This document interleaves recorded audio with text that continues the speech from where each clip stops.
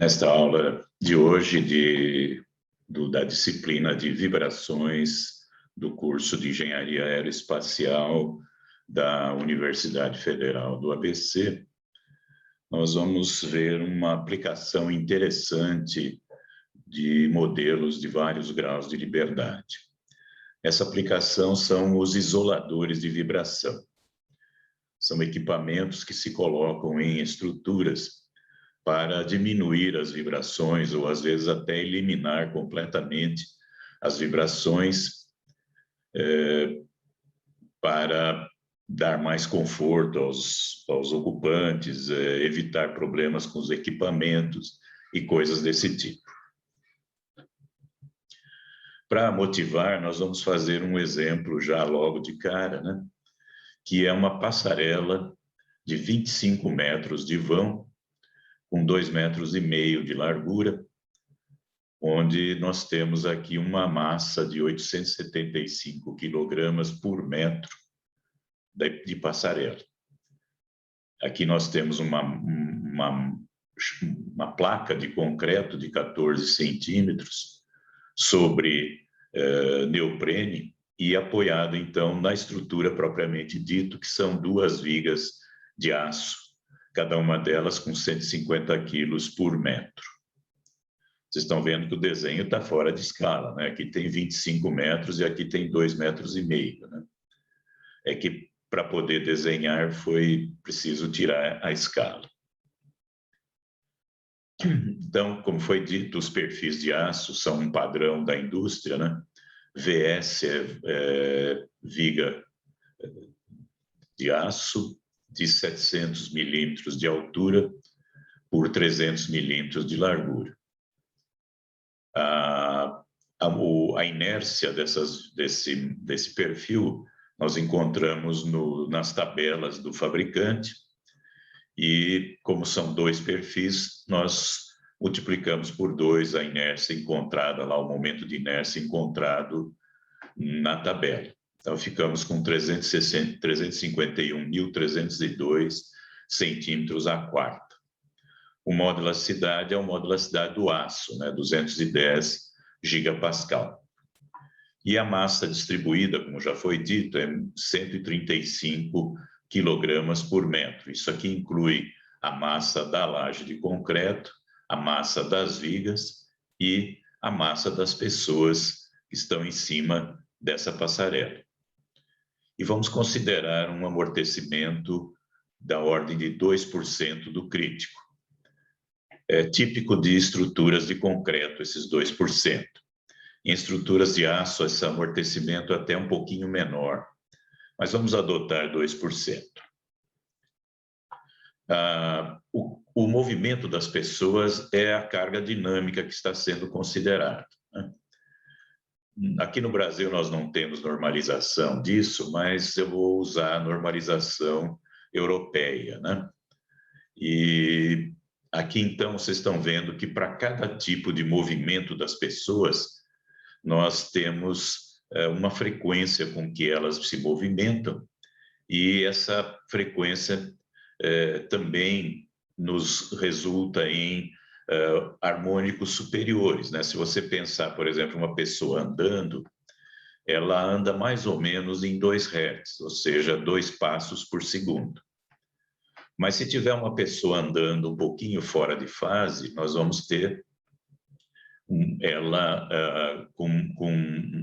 esse carregamento com uma frequência maior. Por exemplo, se uma pessoa tiver um passo atrasado, nós vamos ter uma frequência de 4 Hz, né? E vai por diante até 3 Hz e coisas do tipo. 6, né? 2, 4, 6, assim por diante. Então, para andar, normalmente a gente considera de 2 a 2,4 Hz. Para correr, um pouquinho mais, né? De 2 até 3 Hz. Pular, né? Normal também, 2 Hz. E outras coisas, dançar, bater palmas, balançar, enfim, tudo isso está tabelado. E além de tabelar a frequência desses movimentos, também se tabela qual é a parcela do peso das pessoas ou da massa das pessoas que vai atuar em cada uma dos harmônicos, né? Como eu falei, um harmônico 2 Hz, outro 4 Hz, outro 6 Hz. Então, cada um deles tem uma porcentagem do valor total da carga que vai estar atuando nessa frequência. Isso aqui é obtido usando a análise de Fourier, né? Vocês devem saber que a análise de Fourier pega um sinal complicado e transforma ele numa série de harmônicos, né? Cada um deles com uma certa amplitude. Além disso, como também já disse, as pessoas andam fora de fase, né? Então, para cada uma dessas frequências, nós temos uma fase também que vai ser escolhida, né, para aquela frequência, né?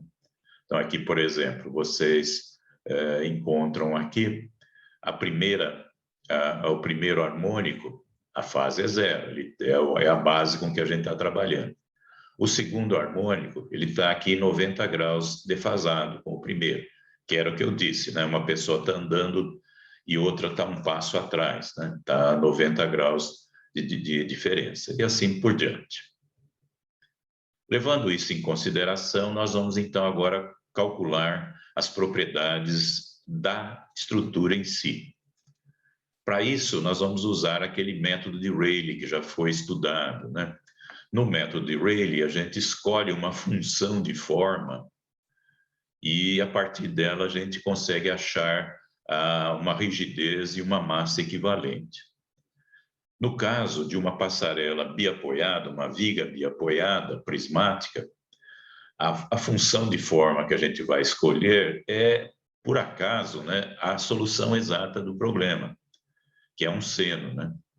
Então, esse φ aqui, essa função de forma, é um seno de πx sobre L. Vocês percebem que, como toda boa função de forma, ela vale zero nos apoios, né? Em x igual a zero e em x igual a L, essa função vale zero, porque ela tem que passar pelos apoios. E no meio do vão, ela vale 1, né?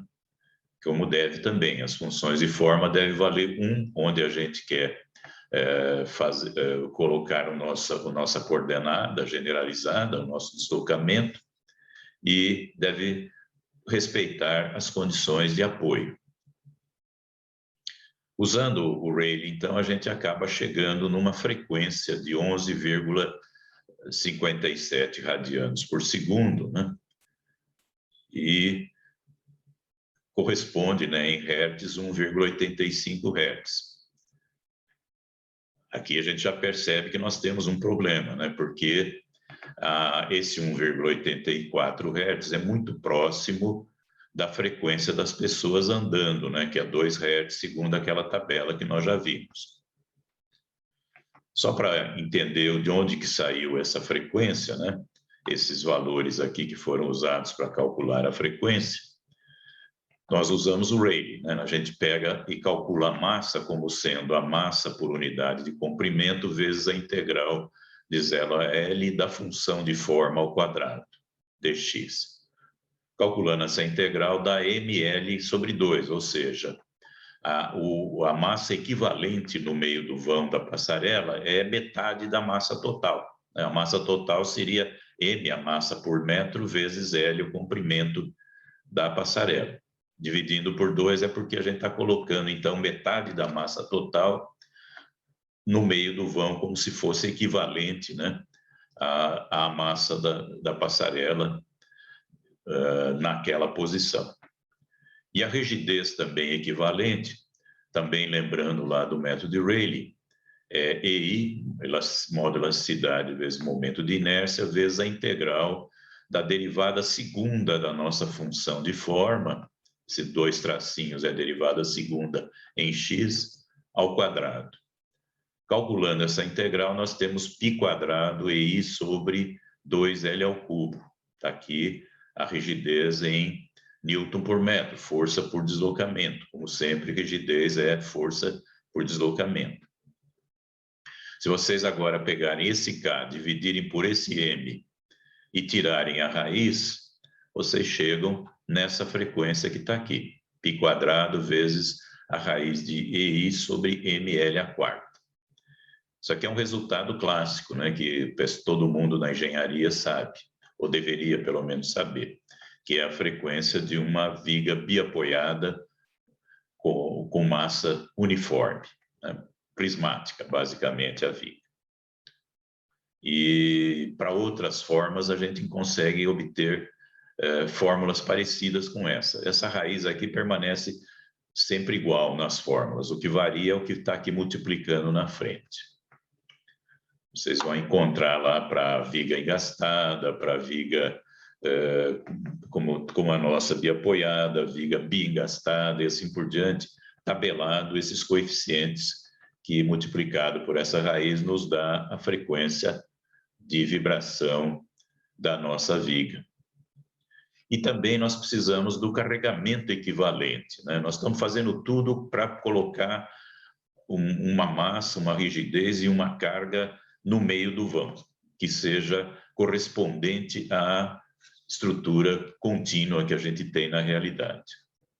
Para achar, então, a carga aplicada, então, no meio do vão, nós pegamos a carga que a gente tem por unidade de comprimento e calculamos a integral da função de forma dx, que dá 2G vezes L sobre π, e chegamos, então, numa carga equivalente aqui.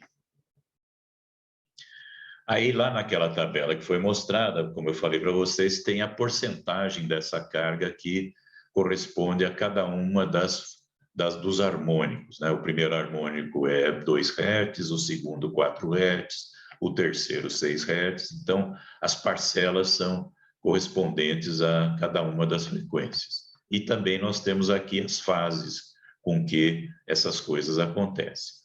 Então, colocando isso aqui, nós temos uma força, né, aplicada no meio do vão da nossa passarela, que é uma soma de parcelas, né? Tem uma parcela constante aqui, esse 1, e depois nós temos a parcela dinâmica, né? Uma na frequência de 2 Hz, outra na frequência de 4 Hz, outra na frequência de 6 Hz, cada uma com a sua parcela, né, dada aqui pelo Fourier, e cada uma com uma fase dada pela norma que nós estamos usando, que é a norma europeia. Então, repetindo, né? O FP é a frequência fundamental da nossa excitação, que é 2 Hz para as pessoas andando. O G é o peso das pessoas em movimento. Só uma coisa que é importante é que esse peso das pessoas em movimento considera o normal, né, que é uma pessoa por metro quadrado. Uma pessoa normal aí de 80 quilos, por exemplo, por metro quadrado. Não é uma multidão juntinha uma na outra, né, que não consegue andar. Uma multidão, ela vai andar numa outra frequência que pode não ser nem problemática. E os alfas, como foi dito, são as proporções do peso total correspondente a cada harmônico, e os φs são os harmônicos, as fases de cada um dos harmônicos em relação ao fundamental. Aqui tem um gráfico mostrando o resultado, né? Esse aqui é o carregamento que nós estamos aplicando no meio da nossa passarela. Vocês podem perceber que ele tem 3 picos, né? Porque nós temos 3 funções harmônicas que estão sendo consideradas, né? Aquela que tem o 0,4 e aquela que tem o 0,1, e com aquelas fases que foram colocadas. Então, essa aqui é uma representação feita no Excel, né, dessa combinação de carregamento. Se nós agora aplicarmos, então, esse carregamento naquela estrutura, com aquela rigidez, com aquela massa, e integrar isso usando, por exemplo, o método das diferenças finitas, ou o método de Runge-Kutta, ou qualquer um outro, vocês vão encontrar uma resposta que é essa daqui, né? Tem um transiente e depois tende para um regime permanente mais para frente. E vocês estão vendo que os deslocamentos são relativamente grandes, né? Aqui da ordem de 6 centímetros no máximo aqui, né? e em regime permanente da ordem de 4 centímetros, um pouquinho menos. Mas o problema maior é a aceleração, né? Como é que a gente acha a aceleração? Integra, né? Desculpe, deriva, né? O deslocamento duas vezes e temos a aceleração. Aqui está em metros por segundo ao quadrado, né? Vocês estão vendo que as acelerações são brutais, né? Quase da ordem da aceleração da gravidade. Então, se você estiver andando nessa passarela com um passo normal, você vai sentir que a passarela está acelerando, né? Quase da ordem de aceleração da gravidade. Isso aqui é muito ruim, né? As pessoas não aguentam, né? Mesmo aqui depois no regime permanente, passado o transiente, ainda estamos com 0,4 de G, né? 4 metros por segundo ao quadrado. Bom, para resolver esse tipo de problema, quando a gente tem uma estrutura que está vibrando muito, tem várias coisas que podem ser feitas, né? Você pode mudar a rigidez, se der para mudar, né? Você pode mudar a massa, se der para mudar, pode mudar o amortecimento, se der para mudar o amortecimento, né? Mas tem outras coisas mais inteligentes que podem ser feitas. Uma coisa mais inteligente é o chamado TMD. Isso aqui é uma sigla em inglês, é Turned Mass Damper. Ele é um equipamento para consumir energia das vibrações. O que é feito? Isso que está aqui embaixo é a nossa estrutura. Nós vamos anexar à estrutura uma massa com uma mola e um amortecedor e fazer de forma com que essa massa fique em ressonância com o carregamento e, com isso, ela vai vibrar muito, né, na ressonância, e a energia que nós estamos introduzindo no nosso sistema vai tudo para essa massinha extra aqui auxiliar, e a nossa estrutura vai se deslocar muito pouco, vai vibrar pouco, ou às vezes até vibrar zero, né, dependendo do que a gente fizer. Então, vamos dizer que eu vá no meio da passarela, eu anexe duas massinhas de 200 quilogramas, com uma massa, com uma rigidez aqui, uma mola, pode ser uma mola mesmo de carro, aquelas espirais, né? Com essa rigidez que está aqui, e um amortecedor, que também pode ser um amortecedor de carro, né? Com uma taxa de amortecimento de 9%. Para explicar o que está acontecendo, vamos esquecer por enquanto o amortecedor e vamos ver o que está acontecendo. A equação do movimento, quando não tem amortecimento, é a matriz de massa vezes o vetor de deslocamentos, mais a matriz de rigidez vezes o vetor de deslocamentos, que é acelerações, né? Matriz de massa vezes vetor de acelerações, matriz de rigidez vezes vetor de deslocamentos, igual ao vetor do carregamento. Para achar essas matrizes, a gente usa lá, por exemplo, a equação de Lagrange, tá? Isso aqui eu não vou explicar, isso aqui vocês podem tentar deduzir aí usando as equações de Lagrange. Então, o que está acontecendo? Eu tenho um sistema aqui sem amortecimento, para simplificar a explicação, sob efeito de um carregamento dinâmico harmônico. Acho que dá para acreditar, né, e é verdade, que, nesse caso, a resposta da estrutura, quer dizer, os deslocamentos, são também harmônicos e na mesma frequência do carregamento. Então, eu estou dizendo aqui que os deslocamentos, o 1 da estrutura e o 2 daquela massinha adicional, são umas amplitudes aqui, o maiúsculo 1 e o maiúsculo 2, vezes seno de ômega maiúsculo T. Né? Esse ômega maiúsculo é a frequência do carregamento. No caso da nossa passarela, por exemplo, os 2 Hz. Aqui tem que transformar em radianos por segundo. Né? Então, o 1 e o 2 são, respectivamente, as amplitudes de vibração da estrutura e do TMD. Aqui vocês estão vendo na matriz de massa, né? Aqui a massa da estrutura e aqui a massa do TMD. E também aqui na matriz de rigidez, nós temos aqui a rigidez da estrutura e a rigidez da molinha do TMD. Cancelando lá a função harmônica, nós caímos aqui numa equação algébrica, né? Um sistema de equações algébricas linear que dá para ser resolvido. E resolvendo, a gente chega numa relação entre amplitude do deslocamento da estrutura e amplitude do deslocamento do TMD, que é isso aqui, 1 menos beta 2 sobre 2. Quem que é esse beta 2? É a relação entre a frequência do carregamento e a frequência do TMD. Se eu fizer essas duas iguais, né, colocar o TMD em ressonância com o carregamento, isso aqui dá 1, né? E colocado aqui dá 0, né? Então, o que eu estou conseguindo? Eu estou conseguindo zerar o deslocamento da estrutura, que é o que eu queria, né? O nosso TMD fica lá balançando adoidado, né? Mas a nossa estrutura não se movimenta. Claro que isso é um caso particular, em que, inclusive, eu não usei aqui amortecimento para simplificar a explicação.